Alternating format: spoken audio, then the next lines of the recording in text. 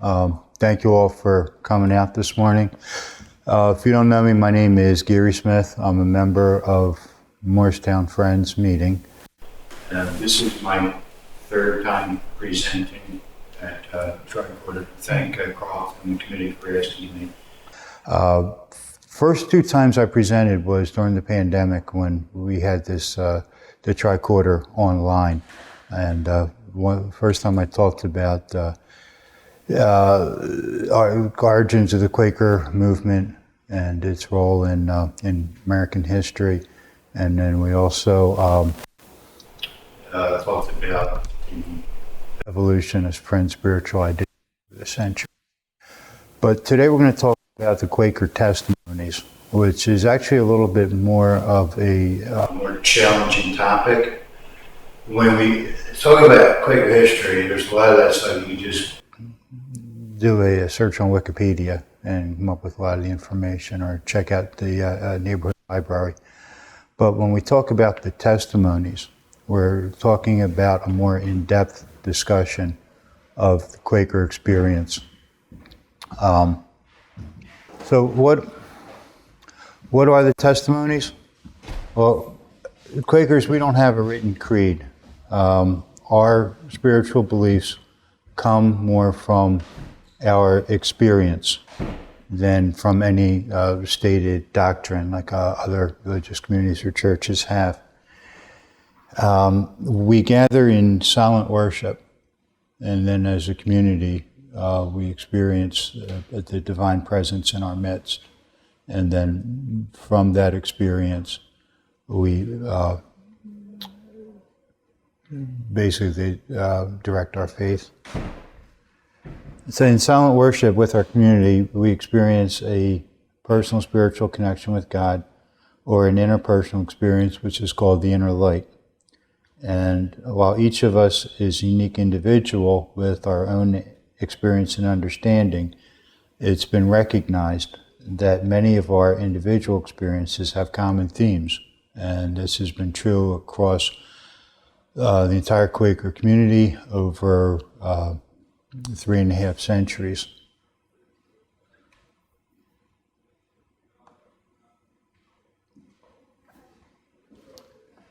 So these experiences and understandings have had a certain consistency from the time of the first Quakers to those of us here today. And from these shared revelations, we can offer our shared testimonies.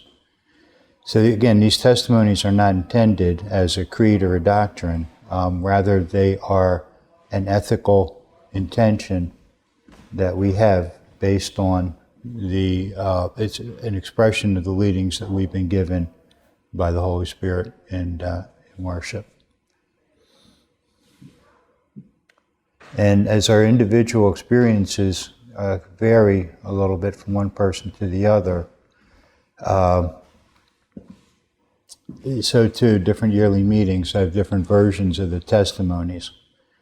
But the testimonies that seem most consistent across yearly meetings in England, North America, Europe, and Asia seem to be, the four of them seem to be very consistent. These are simplicity, truth, equality, and peace. And so these are the ones that we're going to discuss today. Now, we could easily spend an hour or two discussing any one of these, but we're going to try to get through these. But in order to get through them and still have time to hear your thoughts, I'm going to ask that we hold off. We're going to break a couple points for discussion and questions, so I'm going to ask that we hold off on questions and discussions until we get there. So let's start with simplicity. The early Quakers, such as George Fox and Margaret Fell, were greatly influenced by Puritan ideas. Like the Puritans, the early Quakers wanted to strip away religious ritual from the church, and they wanted to return the church to where it was at the time of the apostles, who took their directions directly from Jesus and from the Holy Spirit. So the initial concept of simplicity was to simplify worship, so each person could form their own relationship with God without having to accept anybody else's interpretation.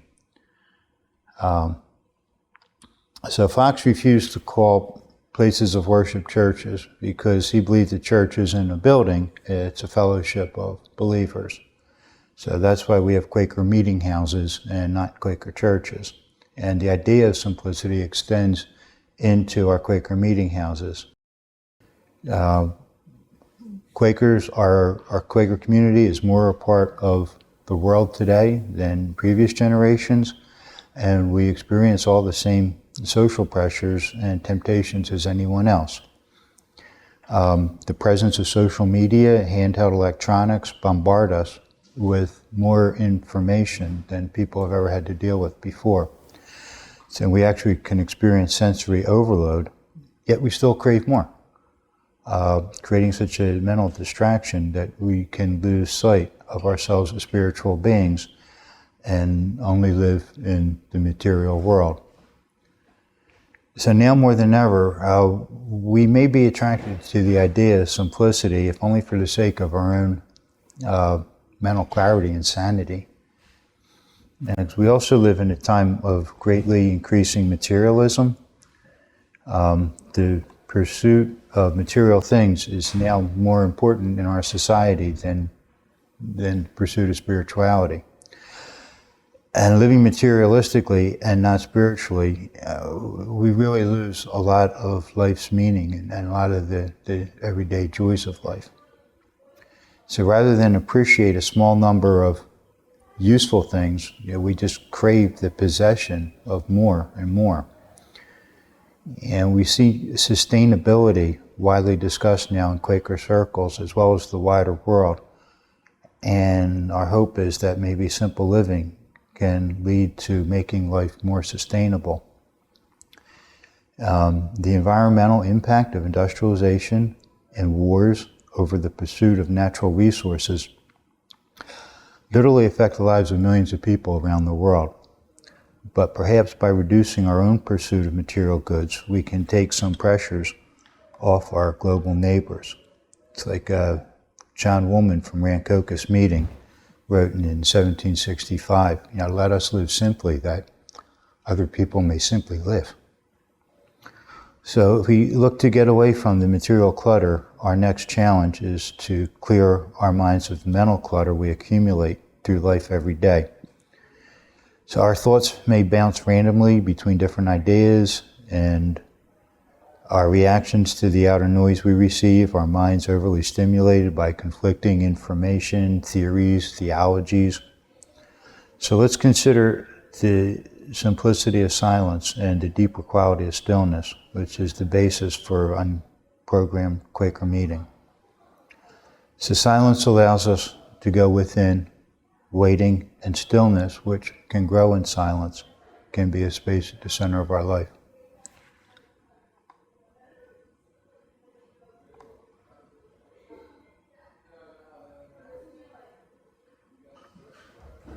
So the importance of stillness lies in stripping away the unnecessary to experience the continuing revelation.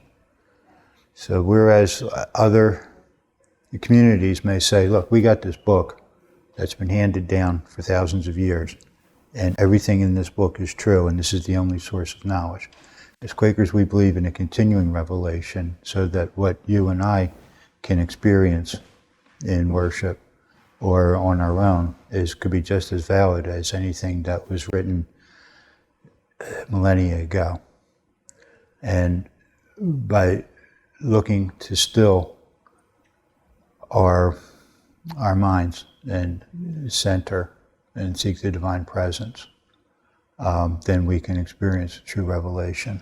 So that's what we long for.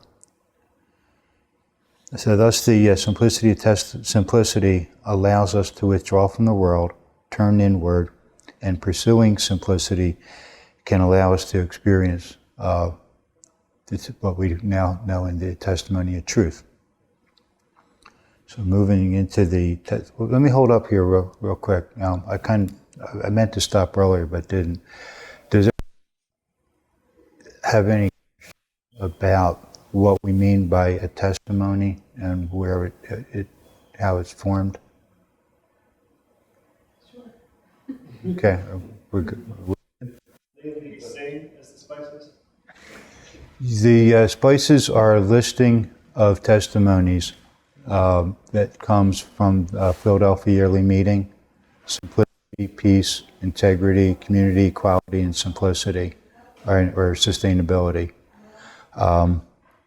Other yearly meetings have different testimonies, but the four that I found that seem to be common across the Quaker spectrum are simplicity, truth, equality, and peace. And some of the other testimonies could maybe be variants of those four testimonies. All right, so let's move into the testimony of truth, which could correlate to the testimony of integrity that Philadelphia Yearly Meeting talks about. So the testimony of truth states that we live a life that is true to God, true to ourselves, and true to others. And the essence of this testimony is placing God at the center of one's life.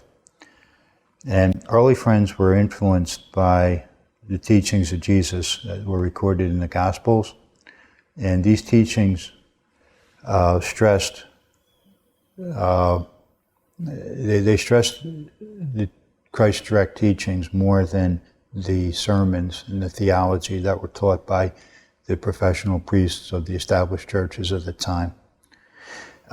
They seeking a direct relationship with God, placing God at the center of their lives, and building that relationship through the teachings of Christ and direct belief in the priesthood of all believers, which basically means that we don't have a separate class of priests. We're all ministers of Christ's words, if we choose to be. Then the Quaker message at the time of Fox and the other early Quakers was, Christ has come to teach the people himself.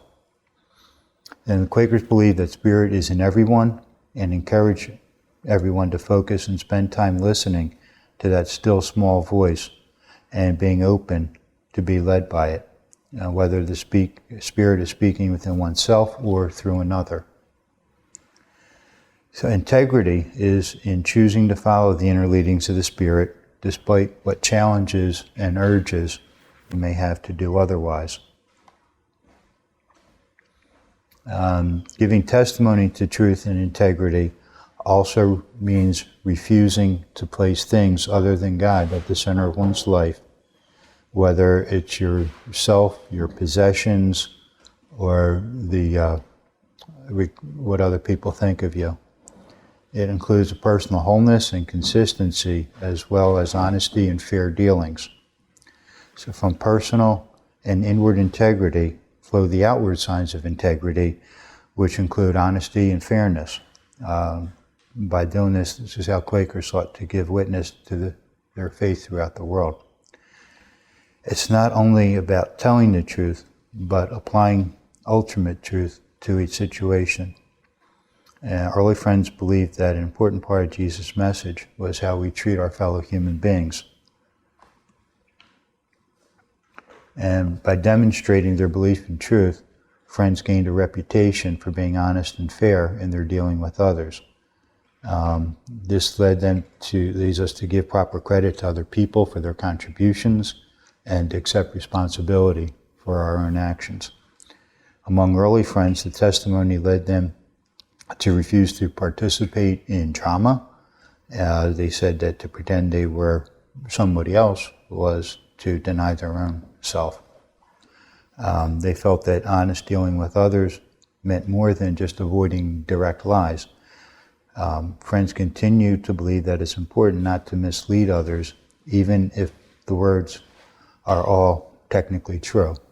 We heard the expression lying by omission. So early friends refused to swear oaths, even in courtrooms, believing that one must speak the truth at all times, and the act of swearing to it implied different standards of truth with and without oaths. And this came directly from the Sermon on the Mount.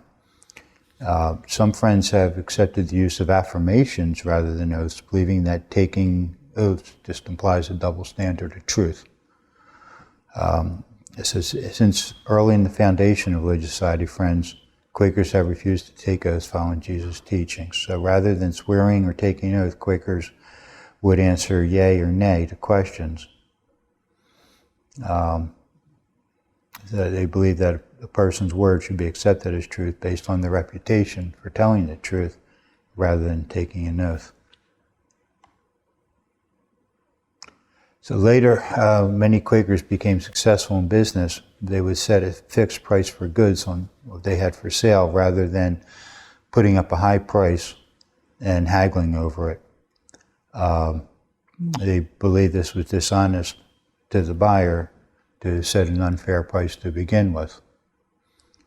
By having fixed and reasonable prices, Quakers developed a reputation as honest businessmen, and people came to trust them in trading and in banking. And the Quaker name or image was actually adopted by business ventures and non-Quakers, such as oat companies and oil companies, just to imply that they're fair dealing in price and equality. So other examples of ways in which friends' testimony or testify or bear witness to truth and integrity include making sure your words and your actions come from your beliefs, speaking the truth even when it's difficult, paying people fair wages for their work, giving one's employer the right amount of labor for one's pay,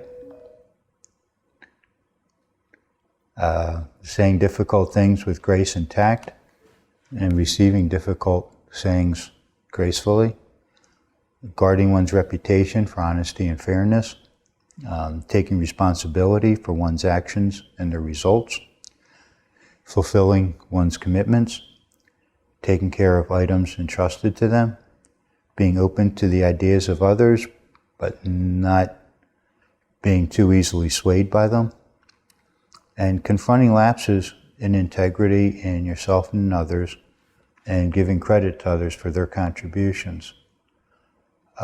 Assessing people and situations fairly and accurately, and avoid spending above one's means through the use of credit.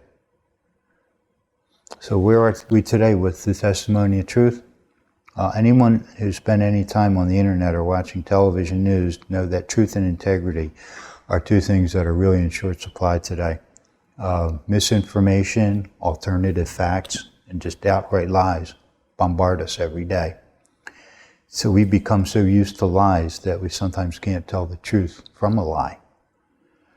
But as we believe that there is that of God in all people, our testimony is seeking divine inspiration, speaking truth to power, can provide a powerful example to the world that really needs truth right now. So as we carry our message of truth into the world, and we recognize that of God in everyone, so now we're going to move into the testimony of equality.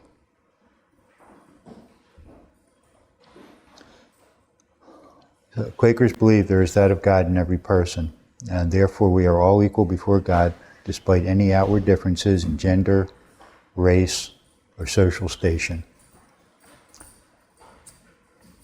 And our testimony of equality describes the way we bear witness to this belief in our everyday life.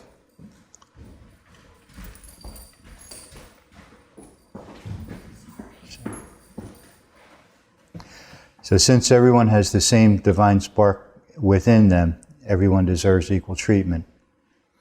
And throughout the years, Quakers are very active in addressing social concerns. Quakers led the way in women's rights movement and became leaders in the anti-slavery movement. They were among the first to pioneer humane treatment for individuals with mental disorders and for prisoners. Quakers hold a strong sense of spiritual egalitarianism, including belief in the spiritual equality of the sexes. By granting both men and women equal authority to speak in meeting for worship, Quakers became the first Christian community to recognize women ministers. Margaret Fell, who married George Fox, became one of the first Quaker ministers and published several pieces advocating Quaker principles. Elizabeth Houghton, who may have been the first person convinced by Fox, was an outspoken, daring preacher during the earliest days of the movement. The first Quaker ministers to come to what's now the United States were Mary Fisher and Ann Austin. These early ministers were remarkable for spreading Quaker ideas throughout the larger community, but they also experienced the same persecution as did men Quaker ministers, including being beaten in prison, and in the case of Mary Dyer, being hanged for preaching in Boston. In England and America, participation in community affairs was not always an option for women, but Quaker women had the opportunity for useful work in their local meeting. Each meeting had men and women's meetings for business, with the men's meetings being responsible for physical upkeep of the meeting house and properties, financial matters, while women's meetings looked after the welfare of meeting families, including care for the sick, the elderly, the widowed and orphaned. Participating in Friends Meeting for Business allowed Quaker women to take on leadership roles in their communities. Many early leaders in the women's rights movement, such as Susan B. Anthony, Lucretia Mott, and Moorestown's own Alice Paul, had their first experience in public affairs participating in Quaker business meetings. Friends also spoke out against slavery. On a trip to Barbados in the 1670s, George Fox witnessed the horrors of slavery and spoke out against it in a letter to the island's governor, and was promptly asked to leave Barbados. While many early Quakers who settled in our area held slaves, others became leaders in the anti-slavery movement. In 1693, a letter against the practice of slavery came from Germantown Friends and was read at Philadelphia Yearly Meeting. The issue was discussed, but it was too contentious and they couldn't come to an agreement. So unfortunately, slavery remained a fact of life in the Quaker colonies for several generations. In the mid-1700s, John Woolman from Rancocas Meeting began to really stir the conscience of Quakers concerning owning slaves. Woolman recognized the humanity of men and women held as slaves and traveled throughout the colonies, speaking out on the issue. So in 1776, Philadelphia Yearly Meeting issued a minute prohibiting members from owning slaves. And in 1790, the Quakers presented a formal petition to the United States Congress advocating for the abolition of slavery. And also in the 1800s, many American Friends participated in the Underground Railroad, which was a secretive network for sending escaped slaves to freedom. So Friends' attitude towards equality is also demonstrated by the refusal to practice what was called hat honor, which meant taking off one's hat or bowing to somebody of a higher title or rank. They also rejected titles such as Mr., Mrs., Lord, or Doctor. They simply would call everybody by their first or last name, John Smith instead of Mr. Smith or Sir John. And this testified to the Friends' understanding that in the eyes of God, there's no hierarchy on earth based on birth, wealth, or political power. And this practice wasn't intended to be anti-authority, but it was just more seen calling out human pretense and ego. On other social issues, Quakers among the first to advocate for humane treatment for the mentally ill. An English Quaker named William Tuke established an institution called the Retreat as a reaction to the harsh nature of 18th century asylum care. And Tuke's model of care was known as the moral treatment. In keeping with Quaker ideas of equality, mentally ill patients were recognized as equal human beings and treated with gentleness, humanity, and respect and dignity. Also in the 19th century, Elizabeth Fry and her brother Joseph John Gurney campaigned for the humane treatment of prisoners. Fry went into prisons herself, to provide food, blankets, education, and other assistance to prisoners. This was something women didn't do in the 1850s. Prisons back then were not very nice places. They're not nice today, but back then the conditions in there were horrible.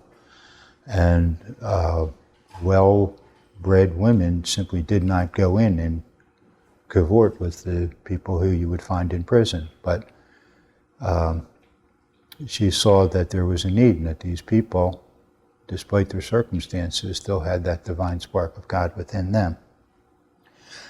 They were also able to persuade members of Parliament to pass reform legislation to improve prison conditions and reduce the number of crimes that were punishable by death.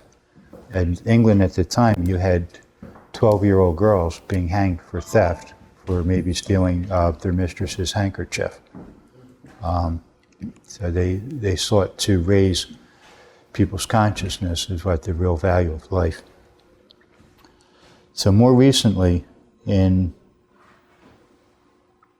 the 1960s, a Quaker named Eric Baker took part in the founding of Amnesty International, a human rights group primarily focused on the treatment of those in prison and those accused of crimes. Amnesty International is not directly connected with the Religious Society of Friends, but it has similar ideas and that are pretty much derived from Quaker Testimony of Equality. In recent years, Quakers have also looked at other forms of discrimination which maybe previously we had been insensitive. Over the last 25 years, local meetings in our quarter have wrestled with whether or not to allow same-sex marriage. While Quaker meetings across the United States are not currently in uniform support of LGBTQ rights, our local meetings and other meetings in the Philadelphia Yearly Meeting do tend to be supportive. So looking back over the years, Friends have been led by our belief in that of God in all people and the testimony of equality to be at the forefront of recognizing the humanity and equality of all people. So with this recognition of that of God in all people, so now comes our peace testimony, where we renounce war and violence towards other people. Okay, so to summarize, we start with the testimony of simplicity, where we strip away the outside clutter and go inside and focus on our divine spark and develop that relationship. Then we experience truth, which is now having that direct relationship with God in our lives. And one of the first things we realize is if we listen to that divine spark, over the years Quakers have recognized that God wants us to treat other people equally and recognize the spark of God within them as well. So now we're going to take it one step further and say that not only are we recognizing that of God in everybody, but we're also going to work so that we may create a peaceful world for us all to live in. So now we're going to talk about the testimony of peace. So in 1660, Margaret Fell, George Fox, and other noted Quakers sent the following letter to King Charles, who had recently returned from exile to take up his kingship. I'm not going to read the whole letter. It's in Old English and but basically it said, "We do deny all outward wars and fighting with outward weapons for any and all reason. The Spirit of Christ, which we are guided, is not changeable. And as the Spirit of Christ leads us into all truth, will move us not to fight war against any man, neither for the kingdom of Christ nor for the kingdoms of this world." So now known as the Peace Testimony, this is probably the best known of all Quaker testimonies. The inspiration for the Peace Testimony is taken from Jesus' teaching to love one's enemies. From Matthew 5, "You have heard that it was said, 'Love your neighbor and hate your enemy.' But I tell you, love your enemies and pray for them who persecute you." So if we believe that there is God of everyone, and to do violence against another person is also to do violence to the divine spirit within them. So due to the peace testimony, Friends are considered one of the historic peace churches along with the Mennonites and the Amish. Quakers have practiced the testimony of peace by protesting against war, refusing to serve in the armed forces, even if drafted, and seeking conscientious objector status if it was available.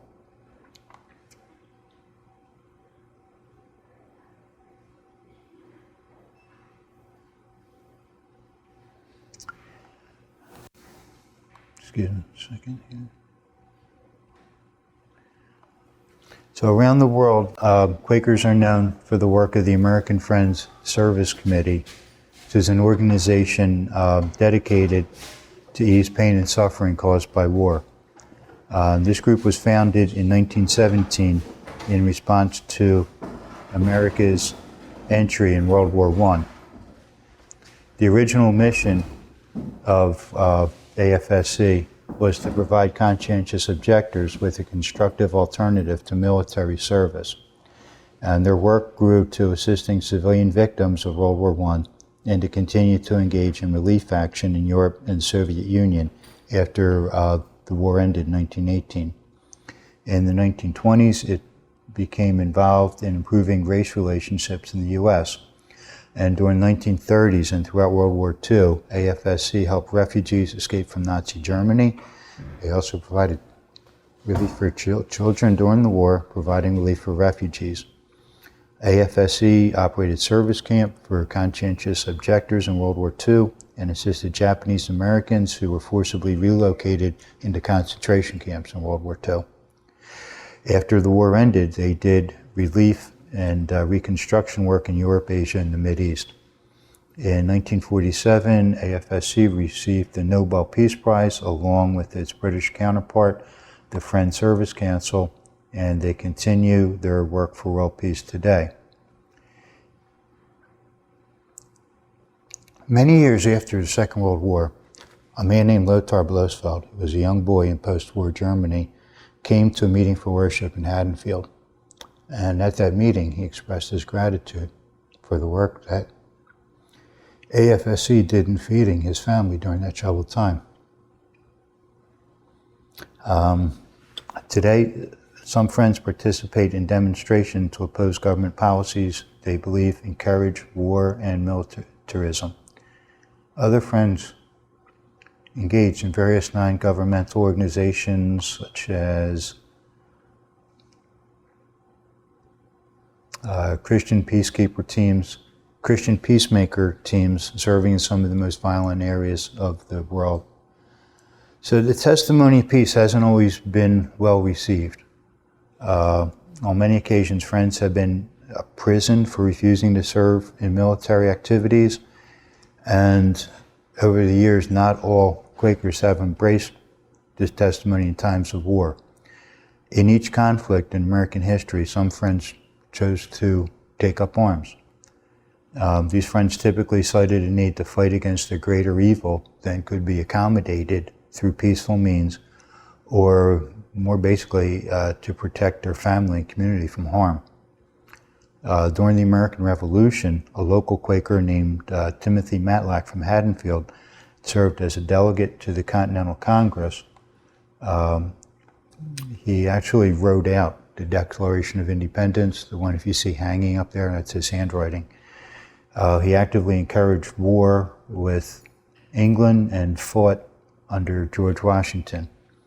So many meetings disavowed members for serving in time of war.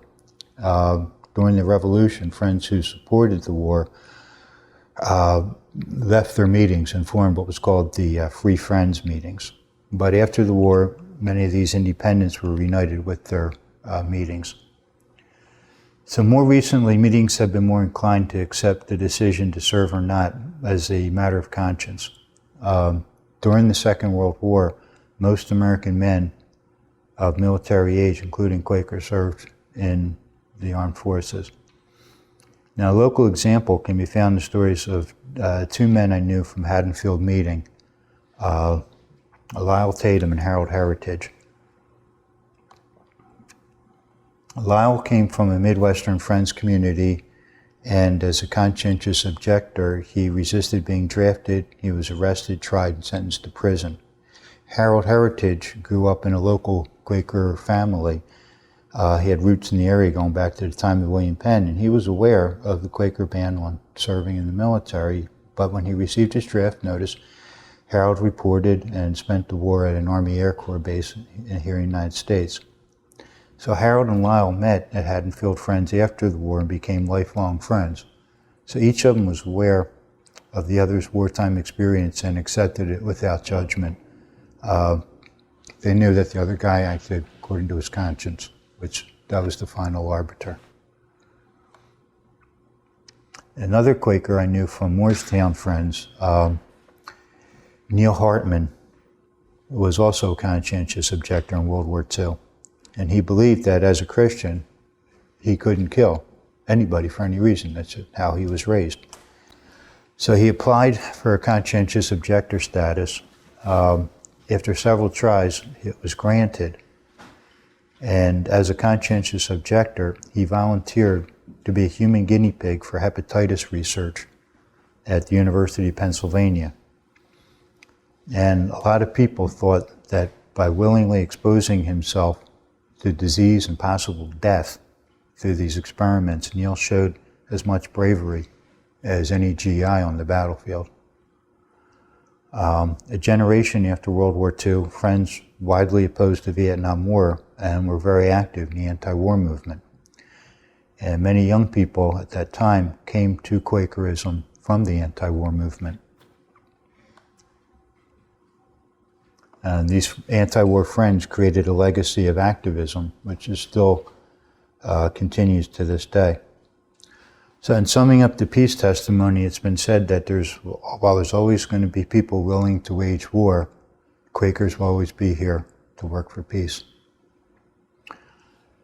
So I conclude, the Quaker beliefs offer an opportunity to adopt a spiritual lifestyle, grow spiritually strong enough to face all that life in the world have to offer, both good and bad.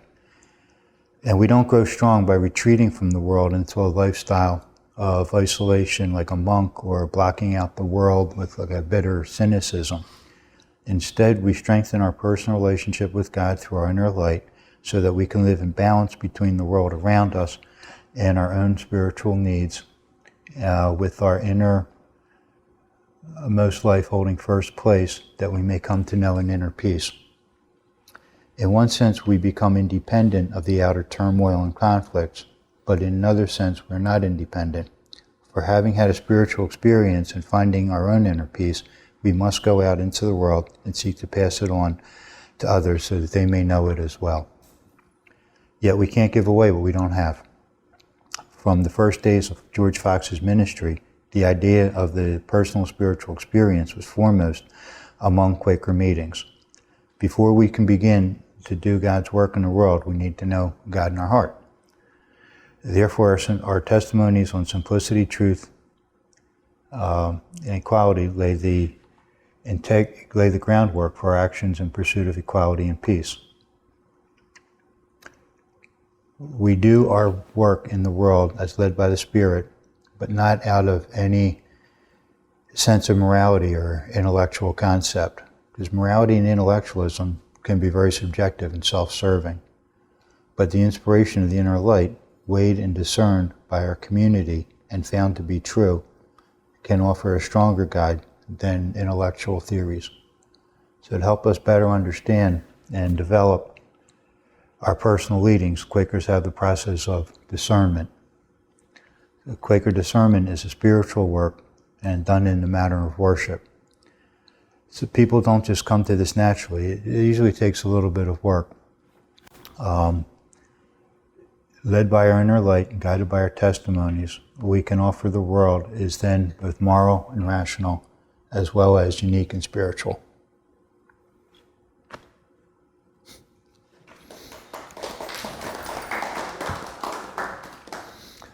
Okay, covered a lot of ground. Thoughts, ideas? I was just thinking when you were talking about the testimony to truth of a audio interview I heard maybe 20 years ago now with a woman from the Ohio yearly meeting. She was in her 90s, and she was old enough to have been around to talk to, when she was a kid in those meetings, the elders of those meetings who were still around from the Underground Railroad. It was totally fascinating to me because obviously friends were very concerned to bring as many slaves to freedom as possible. But they also had the issue, especially after the Fugitive Slave Act, that they technically weren't supposed to lie. Right? If the authorities and the police came by and asked, and they created these maybe somewhat elaborate situations for each other, so that technically nobody ever knew anything, so that nobody would ever have to lie to the police. So, first of all, it was never done at meeting. It was always done outside in the parking lot. The men would just kind of take an extra long time to get to their buggies, and they would sit around and they would talk. But it would be like, Gary, could you use a box of shirts? And he'd say, yes. And I'd bring you a box of shirts. And we would both know exactly why I was bringing you a box of shirts. It's for the 10 people who were in your basement. But you didn't say that. And I didn't ask that. We would just know that that's what was going on. So if the authorities ever came by and said anything about Gary and having 10 or 15 slaves in his basement, that Gary would never mention anything about that. I don't know anything about that. That's I wouldn't. And that they had these elaborate systems of just never asking each other. Do you need a couple extra boxes of food? No, but I will next week. Oh, okay. And that's how they handled that. So that they could maintain that testimony of the truth, because it was important for them to do that and to find a way to reconcile it with the testimonies to equality at the same time. And I've always thought it was just a fascinating story, sort of agreed upon conspiracy, for the cause of good. I had something to add to that, actually. I'm a member of the Gloucester County Historical Society, and I've read some books. One of the ways they handled not having to lie is the men weren't even told about it. They didn't want to know. They didn't, and the women and the children are the ones who moved things along and got food and hid them. And that way, when the slave catchers from the South or the authorities came up to the men, they honestly didn't know anything.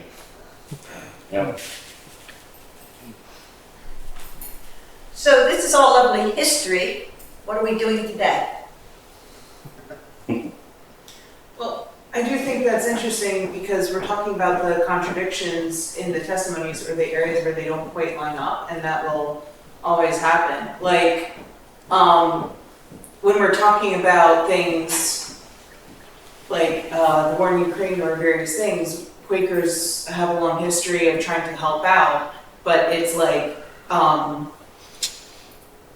do we, like, if you donate to a charity, obviously you can donate to, or time or effort to humanitarian causes, but, well, they say they need weapons to protect themselves. Well, that's against the peace testimony, but when it comes to justice and equality, so, and you did talk a lot about simplicity regarding, and simplicity and truth in a consumer-oriented and information-overloaded world. So that's awesome.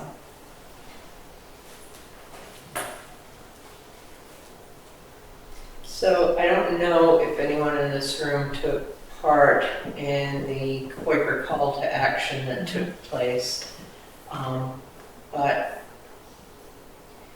I think there was this one theme there about standing in the gap, and Gary mentioned the whole idea of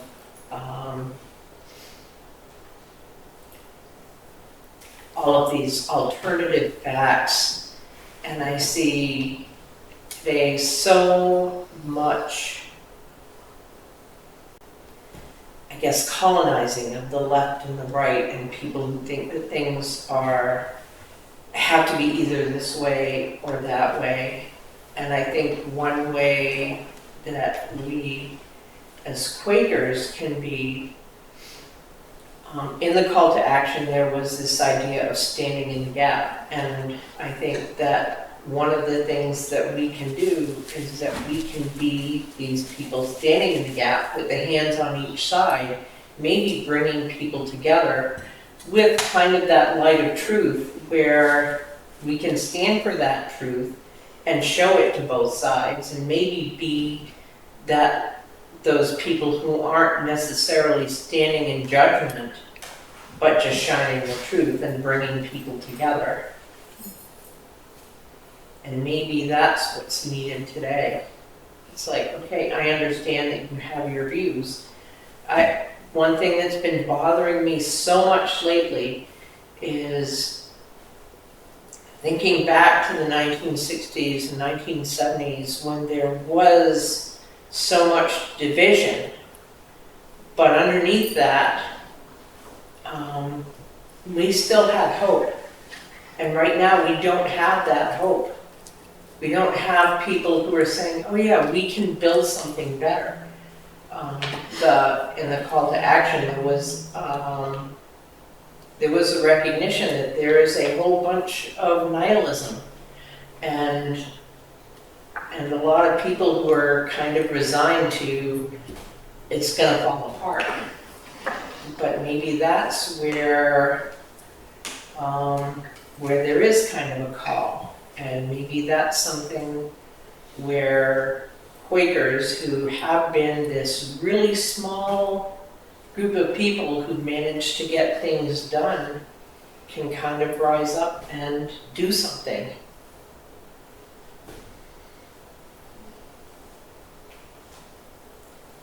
I keep thinking in my life about the teachings and methods of Dr. Rachel Davis Du Bois.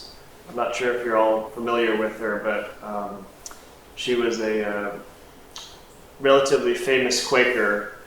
And my dad wrote his dissertation on her. He always used to talk about her, but I don't know if she developed it, but she worked on the practice of, what's it called? I can't remember what the practice is called, but you get groups that really hate each other traditionally, like I guess racists and African Americans, or that kind of thing, and you would just have them sit and talk about their childhood, and she would ask things like, what was your favorite toy as a child? And then everyone had a favorite toy as a child, right? So kind of translating that to what you were saying, I've thought about the idea of how do we have activism towards things that are in the right direction and good and whatnot, that encompasses the beliefs of everyone, kind of, Like, I think one of the things I've often thought is, like, there's a whole, whether you agree it should be the debate or not, there's the whole debate on, like, climate change or things like that, but almost everyone believes in, taking care of the environment. So maybe focus on the parts where you can, all agree and work together and go clean up a park or something. We're all much more alike than we are different.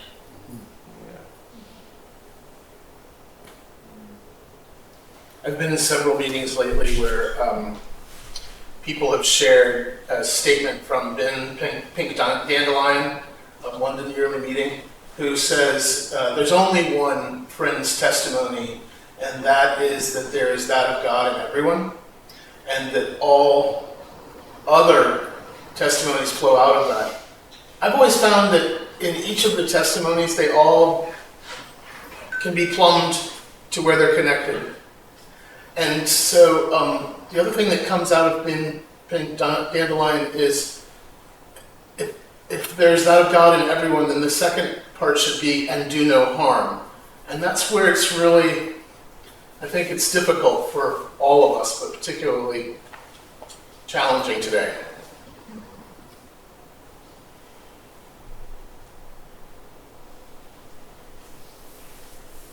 Our Quaker meeting was the Protestant Community Church in Medford Lakes wrote us several months ago. There's so much hate in the world. What do? You're the Peace Church. No pressure. No. But we had been throwing this idea around anyway, and it just seemed to really meet the need. We're doing a Braver Angels workshop at our meeting, and we've asked their community, our community, and then we've invited the police chiefs of Medford and Medford Lakes, school board members, town council folks, whether they'll come. Oh, we also asked the Jacob's Chapel AME Church to come too. So Braver Angels, folks are familiar with Braver Angels? No. Braver Angels was started in 2016 when the political environment was not healthy across the board. And they do it as political, I see it as social values. They want people to sit in the same room, whoever said that, and then learn how to listen. Basic as that. Listen to what the other person is saying beyond the, oh my God, that's a red flag for me. I'm not going to listen anymore. And also how to express. And so ours is depolarizing within. Taking the responsibility that what we say has impact on the other's ability to hear, and vice versa. So it is that getting into the middle, bridging those gaps, finding similarities. If you look on Braver Angels, there's a YouTube of their very first weekend encounter, I guess, where there was a lot of diversity. And two of the people within it, a very conservative, religious guy, very conservative cultural values, was sitting next to a young Muslim man with very different types of values. And by the end, they were like this, to the point where they're now leading Braver Angels workshops. So it's really getting to sit together and finding the humanity that links us all. And it is. The humanity is there if we can get past the talk. And we contribute to it. And we have to take that responsibility. And hopefully, you know, we can learn from each other and see that we all want good. We all want our kids to eat. We all want no war. We all want that. It's our methods of getting there. And then how we hook our demeaning statements. Oh, those or theys or whatever. So that's how we're going to try it. We're going to see how it works, who shows up. And, you know, if we get 2 or 3 different people with different ideas, hallelujah. I think it comes down to teaching people how to be willing to be honest and vulnerable. There's something that always bothered me about the story about the original Quakers having one price for everybody. As a businessman, what bothers me is there's nothing in there, and I'm sure it happened. I'll bet it happened that you go to a Quaker, vendor somewhere in a town, and you're a widow and you have kids and you don't have much money. He's going to give you a break. I can't imagine that anybody in that position would say, no, you have to pay the full price. You need the food, but I have to charge you the whole thing. It's a conflict between truth and simplicity. The simplest thing is to have one price for everything. But the truth is that you should be able to give people breaks on one side, and on the other side, to keep yourself in one piece, that gives you an argument. And I don't know if this is ethical or not. I keep thinking, but does that give you as a businessman the authority or the righteousness to raise prices on the people who can afford to pay more? Is that ethical?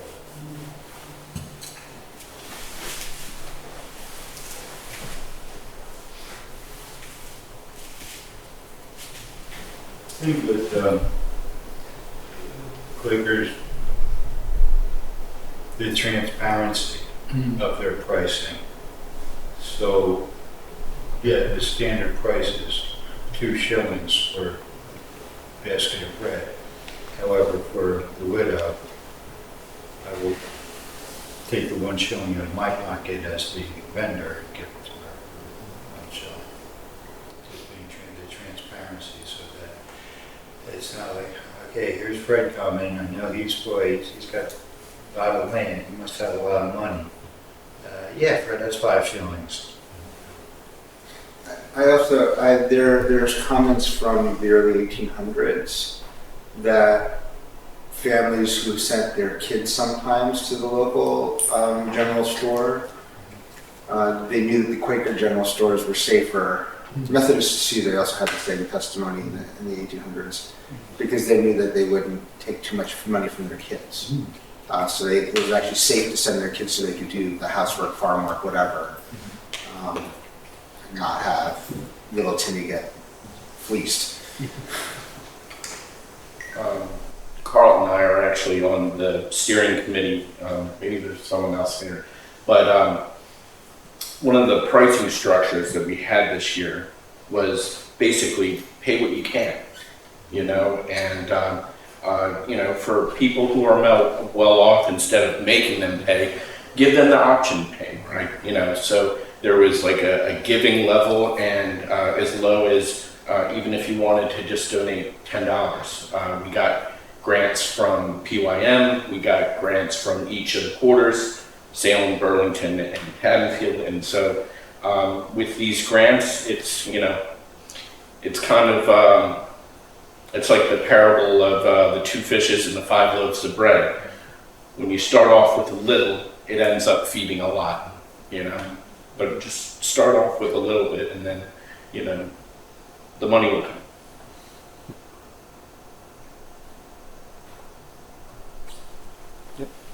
Good morning, friends. I arrived late. I'm assuming you did introductions before I came in the room, or maybe you all know each other enough that wasn't needed. I'm sojourning amongst you. My name is Brian Blackmore. I'm the director of Quaker Engagement American Friends Service Committee. Gary, I felt like you had planted something for me as I walked into the room and you were talking about AFSC. Linda Lotz invited me to be here with you today, and I'll be doing a short kind of presentation during lunch and have a table to hand out more information about the organization. I wanted to give a little loving clarification about something that Gary said about AFSC, an appreciation for something that was embedded in his piece, and maybe something for us to reflect on and examine a little more deeply. The loving clarification is that AFSC and the Friends Service Council in Britain received the Nobel Peace Prize on behalf of the Religious Society of Friends, because Friends don't have like a Vatican, a central governing office. The Nobel Peace Prize Committee was kind of like, who do we give this to? And AFSC said, we'll take it.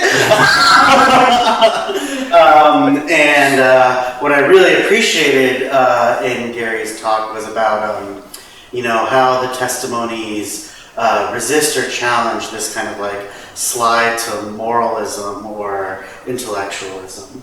I taught at Westtown School for almost a decade before coming to AFSC, and was the person in charge of the Quakerism class, right? And most Friends schools talk about the spices. And this is a great way to moralize or intellectualize the testimonies. It even like slides into like doctrinalism or creedalism, which we profess to say that we challenge and resist. I mean, spices didn't exist prior to 1952, when Howard Brinton wrote about them in 300 Years of Friends, when he was trying to kind of like explain Quakerism to non-Quakers.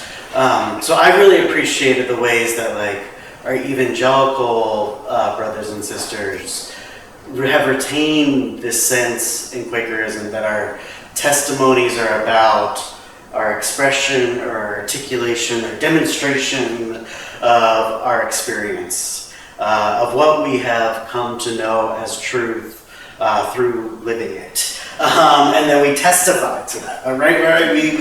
We bring it outwards from something that we have known inwardly.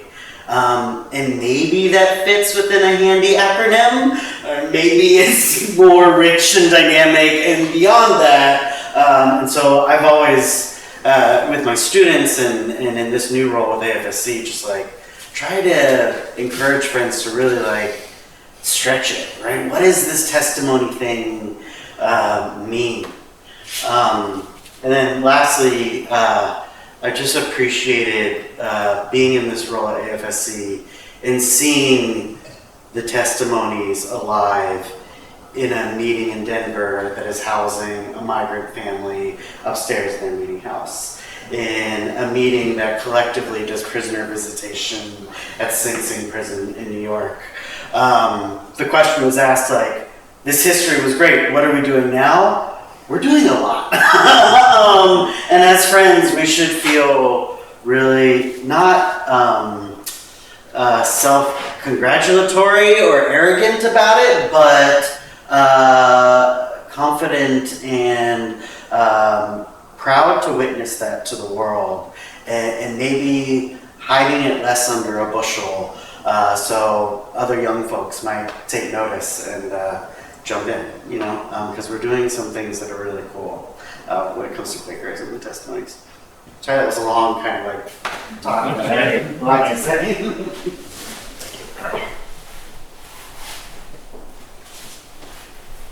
Are we doing on time? Hour 5 minutes. We could have more time. I had a question for you actually. Well, it's kind of for everyone, but you're, you know, the person to direct it to. But you said that there's a big, like, a lot of people joining Quakerism during the Vietnam War era as conscientious objectors. I've heard that from other people before. Was that, were there big surges in people joining, like, whenever there was a war, especially a controversial one? And if there weren't, like, was there something special about, like, was the Vietnam War just, like, especially, you know, controversial? Or, you know, I know there have been some controversial wars since, so. I believe the Vietnam War was much more controversial. With World War II, you know, we were attacked, so it was a clear black and white issue, which led a lot of Quaker men to drop the reservations and to serve. With the Vietnam War, there were so many abstractions. Why? Seemed to be an answer that a question where it couldn't get a good answer, and then when you capped the draft, why me? Why should I go fight a war when you can't even tell me seriously what's on stake for it? And I was very young at the time of the war, and I witnessed my two older brothers debating it.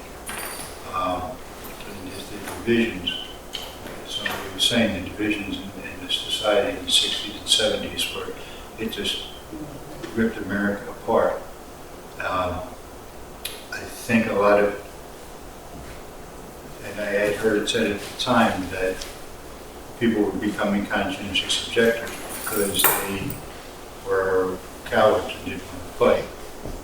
Certainly Neil Hartman at Morristown gives life to that argument, but I think that was one reason that a lot of people joined Quakers, as they saw that the Quakers were very active. I think AFSC at the time was very active in organizing marches on Washington, So that may have been a catalyst for many people to join. And their influence, there was a guy, Chuck Fager, who up until a few years ago lived down in the Carolinas, working with people who had separated from the military and facing legal consequences.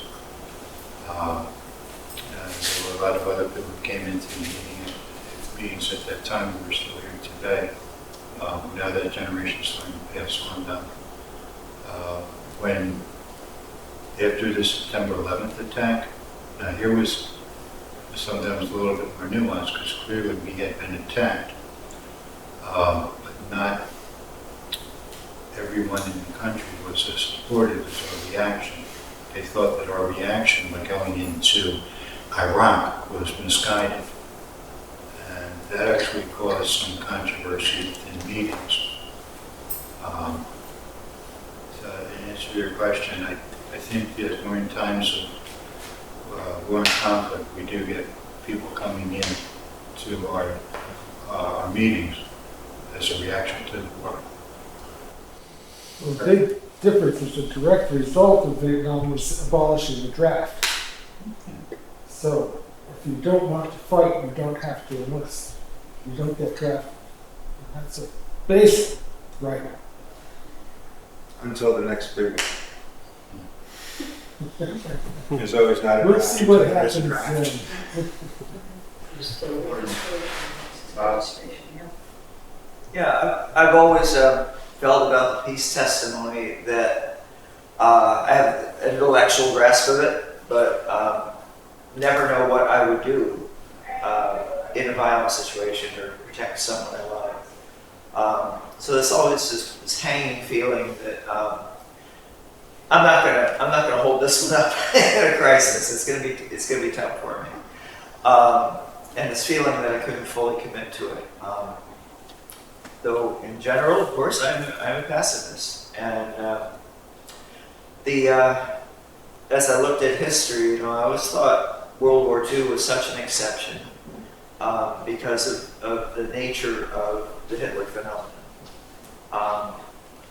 It seemed like nothing would stop this person from continually conquering more countries, enslaving more people, killing more people.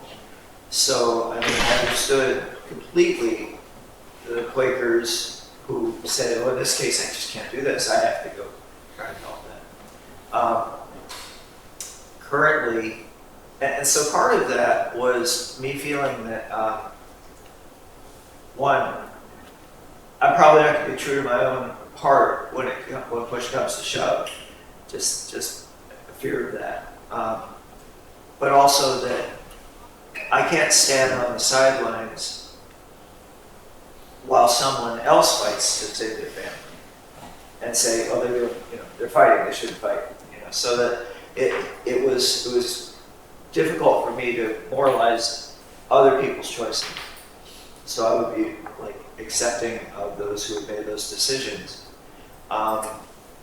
In the current situation where Russia seems to be moving toward a Hitler sort of situation, I've similarly been, I understand the Ukrainians fighting to protect themselves from an invader. And what I said, but as Quaker, I want to just support the victims.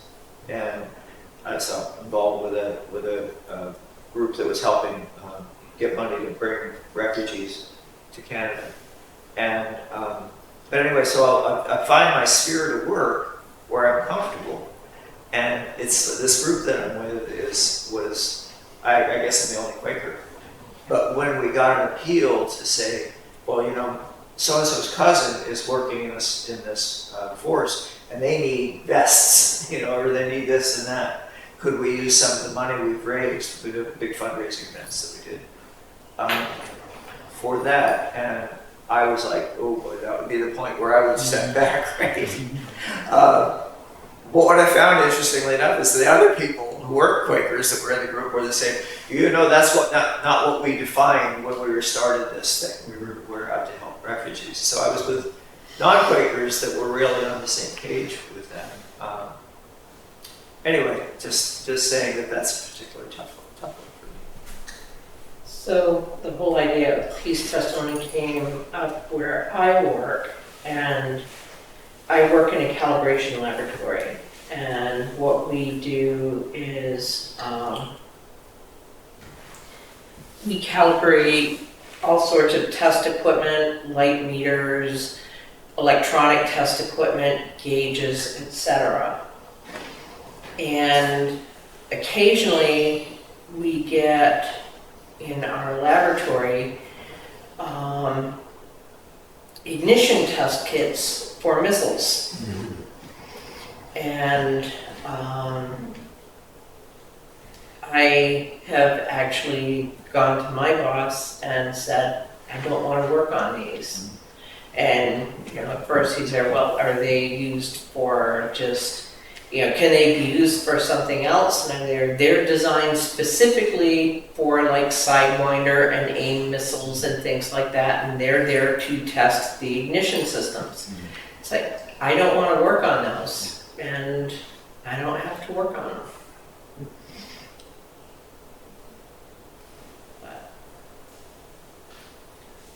I don't know how much longer I'm going to work there at all, but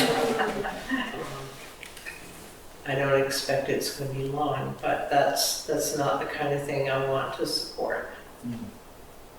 On the other side, we do work for laboratories that make vaccines and things like that, so that's what we do, is we sell accuracy. There was a man I knew at Haddonfield meeting, Bob Rose, and during the Vietnam War, he was the draftsman for a jet manufacturer. And they had him work, they moved him from working on, it was commercial airliners to jet fighters. And he resigned.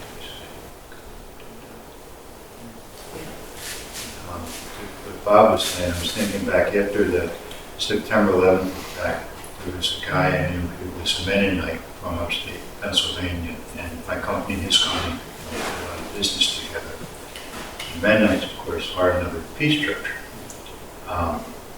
So we were talking on the phone because we were both hearing the same thing. Okay, so you're a pacifist, but, and then pick one, Hitler, a gang of bikers, a guy in a bar, did something horrible to your daughter, your sister, your mother.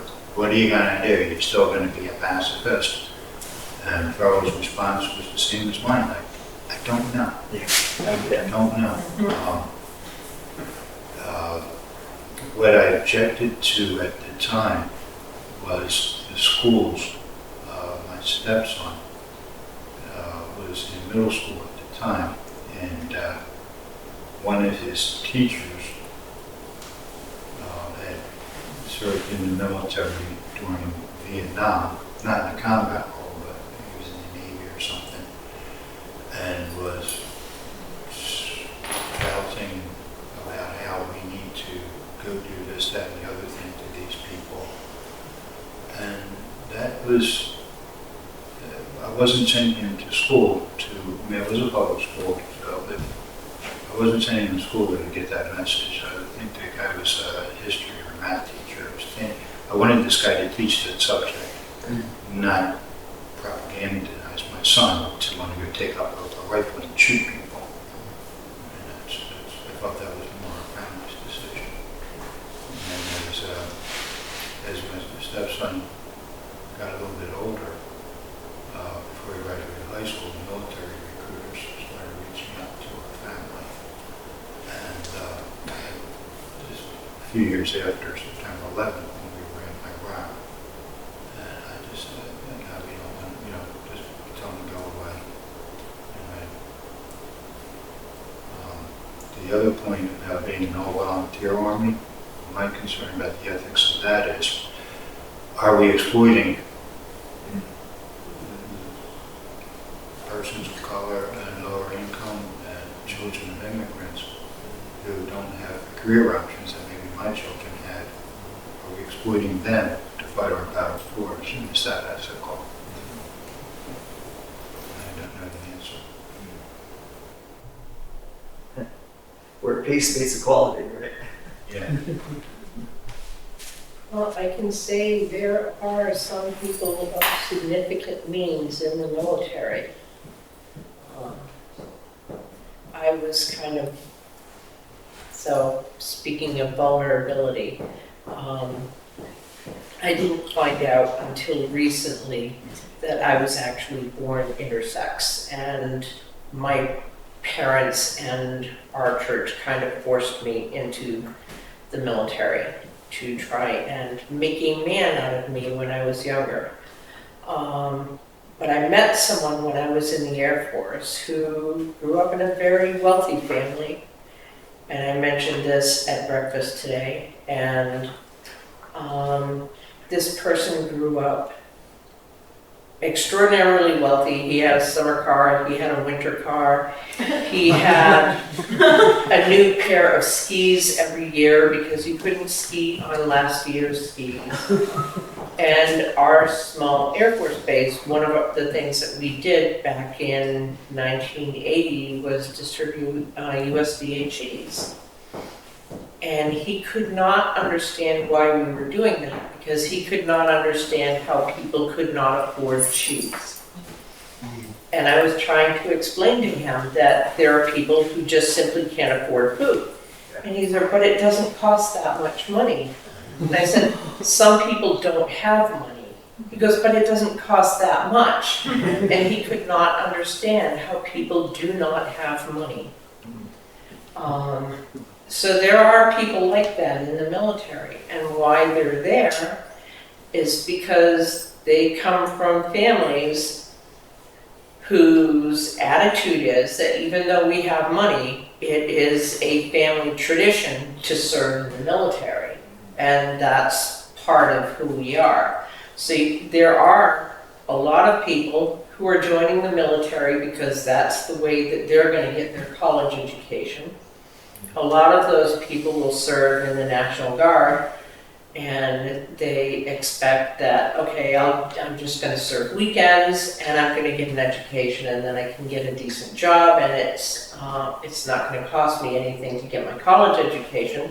And some of them wind up being, serving full time, not expecting to have had to be in the full military. But others, it's a family tradition. And others, it's there because they are being taken advantage of. So it's all different ways. And others just serve because they just love people. They're devoted. So on the topic of pacifism and kind of the testimonies as a whole, our meetings had a discussion a few times about how much, because like the testimonies are not actual rules, they vary from person to person and meeting to meeting and everything like that, but how much variance can there actually be?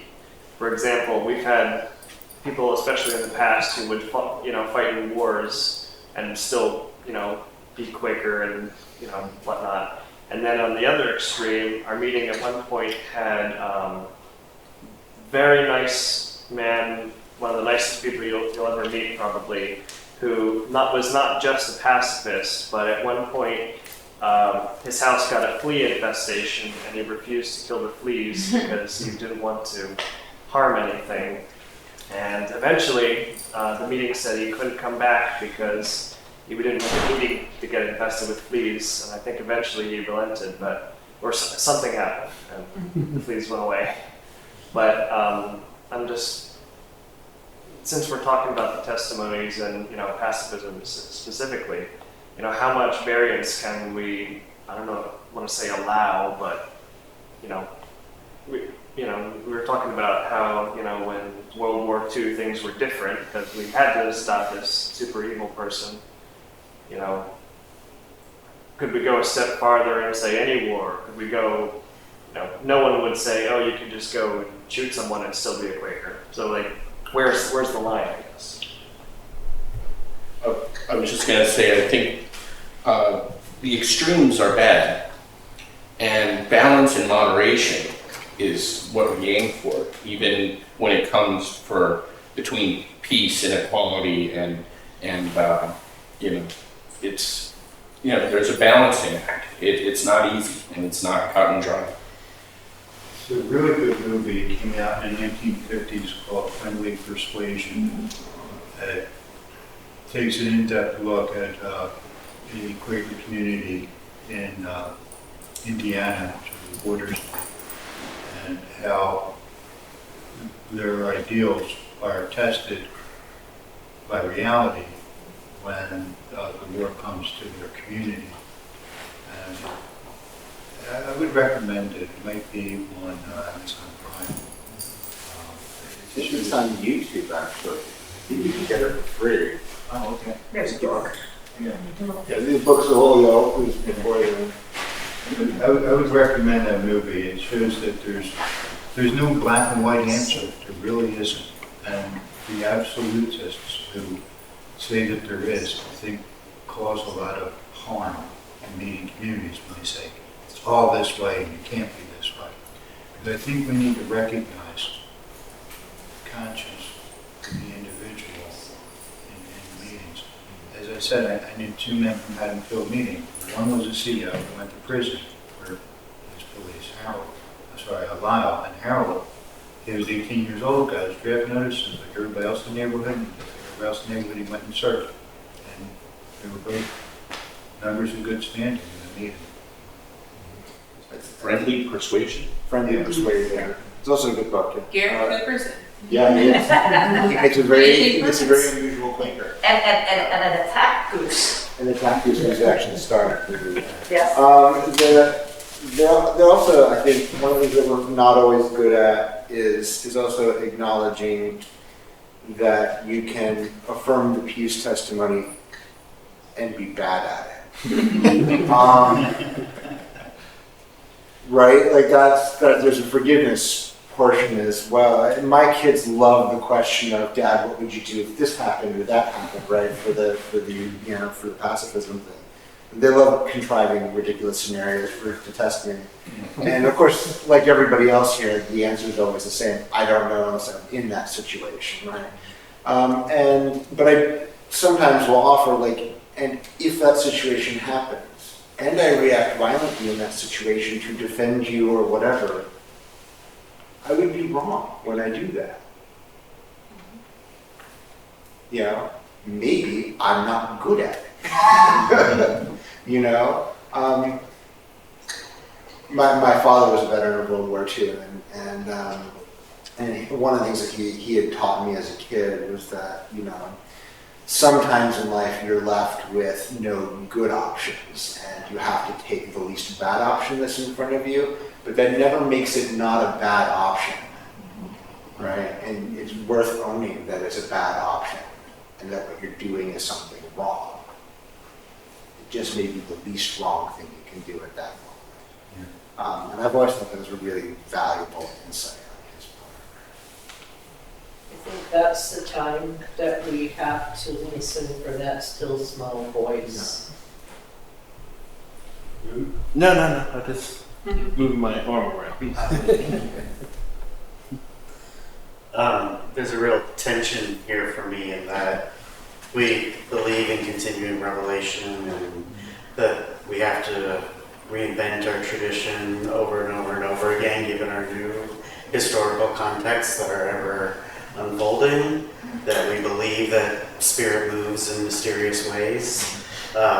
We have to be reflective and continuing to ask the question, right? And open to possibility that we might encounter something unexpected about the peace testimony as the years go down. And yet, I'm also concerned about moral relativism. There's a song from the 90s with the lyrics that go, "We sit outside and argue all night long about a God we've never seen but never fails to side with me." And so there's a trap of, oh, well, I am understanding the peace testimony in this way based on my subjectivity, and so therefore I've consoled myself into something that feels safe. What I appreciate about Quakerism is that it's a very mature religion that requires discipline, and we do it in community so we can be challenged. And so I think kind of like putting forth whatever your question is about the peace testimony from your personal experience, and then seeing how it's received by friends helps you achieve some kind of better understanding.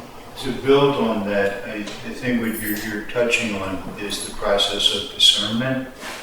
I'll let you know a little secret. Not every idea that's ever popped in my head was a good idea. Yeah. So sometimes to help determine whether or not I have a good idea or a not so good idea, I run it by other people. And if I think I'm going to do something, especially if I'm going to do something in the name of my religious community, my faith community, it's usually good to broach the subject and discuss it with a clearness committee with people from that meeting. I've seen some damage happen in meetings when somebody gets a leading untested and runs with it and stirs up a lot of concern and resentment. I've seen that often not work out well. So that's actually what I wanted to close with when I did my presentation was discernment. Now, I may say that in this instance I'm willing to fight, but I sincerely doubt that ever the Religious Society friends will come together and say, as a community, that we agree with a certain norm. And I think that gives us the, if you want to use the term, moral authority to serve as peacemakers. So they will agree. There's always people who are willing to fight wars. Well, maybe we can always be here to end. I wanted to build on that also because I've had this experience around Hinduism. This is going to be a little off track, but in Hinduism there might be 40,000 gods, and there's new ones coming up all the time. And I think of that as Quaker experience also, although it's different, because we have this emerging truth, and we need the discernment in order to sense, especially as a meeting, how it is emerging. One way that I've experienced that recently in regards to our testimonies is through Harold Weaver's pamphlet, Race, Systemic Violence, and Retrospective Justice. Because I didn't really think about the need to both be truthful and make apology and make amends as processes that we weren't yet using. And so I totally appreciate what was said a minute ago about how the one thing that we can be counting on for friends is that there is new emerging truth. And within our testimonies, there's probably emerging testimonies. And so what's put forward in that pamphlet is a need for the testimony of justice among friends.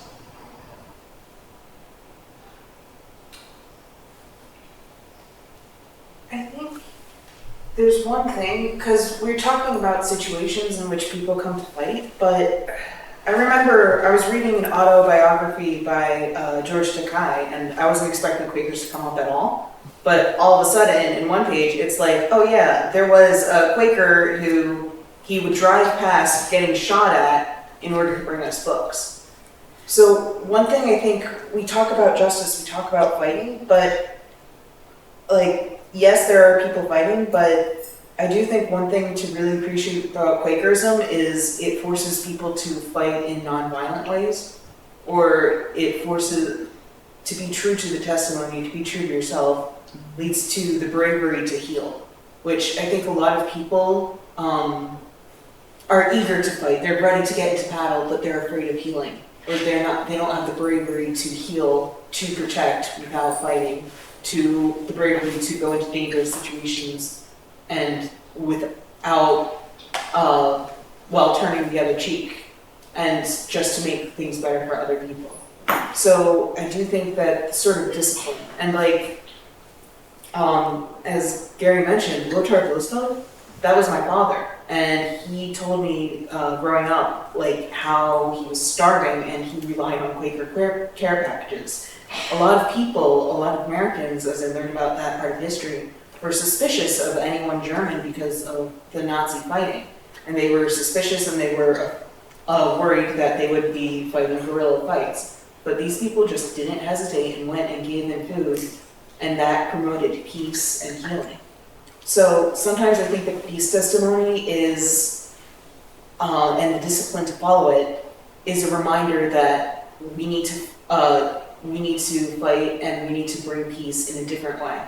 And it is only through nonviolence that we can achieve a greater peace and a greater justice. So, yeah, I mean, there will always be situations that are difficult. There will always be situations we're bad at, but I do think that the discipline of the peace testimony is important.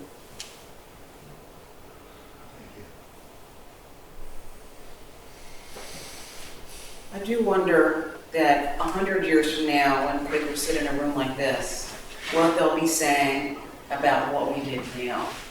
And I know there's a lot going on, but to be honest, it's not entirely clear to me what that is. When I listen to local meetings, it seems like, there's the slow shrink.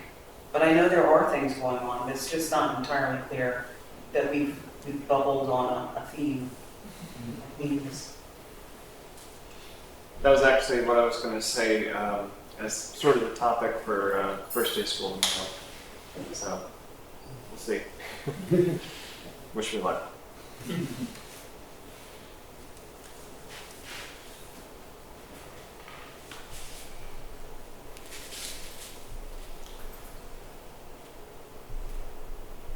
What do you see in the American Friends Service Committee, like the focus now? Yeah, well, I'm going to not resist an opportunity to do a shameless plug here. We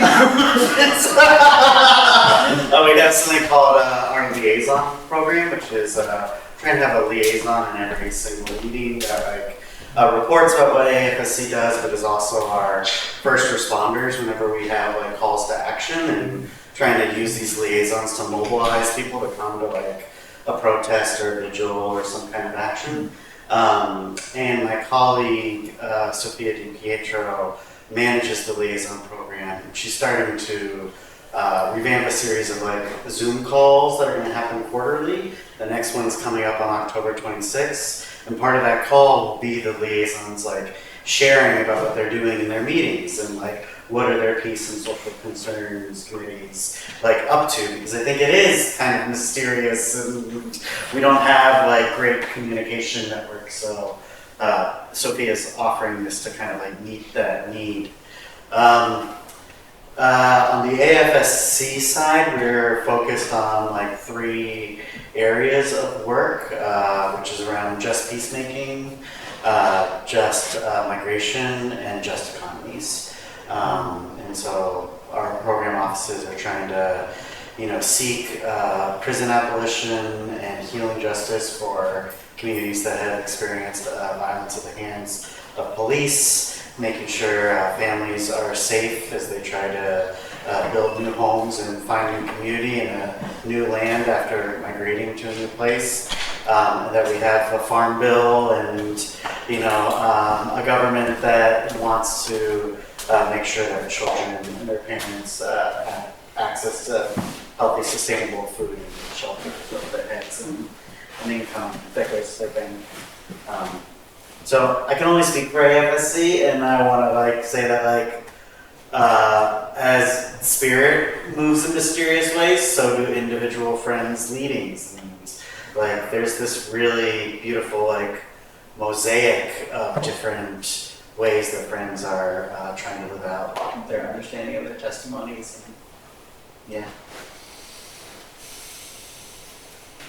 Thank you everyone for coming out. This is a much larger workshop than I was expecting. The previous 2 times that the discussion was online.